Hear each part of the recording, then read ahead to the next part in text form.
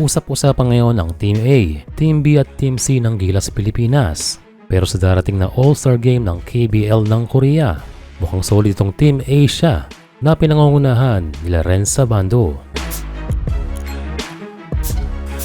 Nakatakdang harapin ng Team Asia ang rookie team ng KBL sa All-Star Game. Ito ay gaganapin sa January 18, 2026 sa home court ng Samsung. Kung sa experience lamang at power, syempre dehado itong team rookie na in fairness sa kanila ay lamang ng isang player kumpara sa 9-man team ng mga Pinoy. Sa siyam na yan, 6 ang Gilas players at 2 active sa current pool ni Coach Tim Cone. Ito ay sina Carl Tamayo at Kevin Kiambao.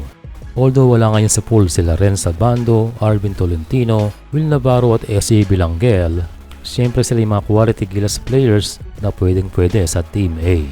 And kung titignan ng tatlo na hindi pa nakapag-Gilas, pwede rin tong si JD Cagulangan sa national team. Isang point guard na matindi rin ng confidence.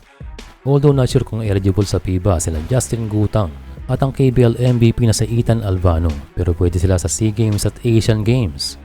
Sobrang laki ang na-improve ni Justin Gutang, pero itong si Ethan Albano ay no doubt na pwersa kung sakaling maglaro sa Gilas.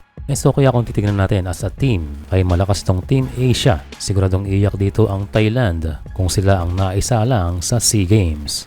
Although for All-Star Game lamang, kung seryosohan ay sentro na lamang ang kulang ay mas magiging solid ang team. But given na rin na walang Pinoy center sa KBL dahil hanggang forward lang ang kanilang kinukuha.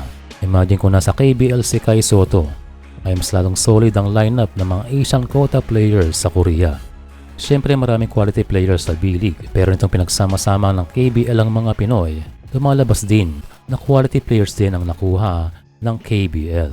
Personally, although hindi naman lahat mag-agree na sana one day makita natin itong si Kai Soto na maglaro sa KBL. But again, meron issue at ito ay kung kaya nila ang salary ni Kaiju. Si third year na ngayon nahihirapan silang makuha dahil sa taas ng value nito na bukod sa paglalaro sa B-League ay naging parte rin ng team at nakapaglaro sa liga sa Europa. And again for Kai, at kung sakali lang ay bagay ito na maglaro sa KBL sa kadahilanan na for development dahil iba ang system sa Korea. Kung iba sa B-League, triangle sa national team, iba rin ang atake at diskarte sa Korean Basketball League.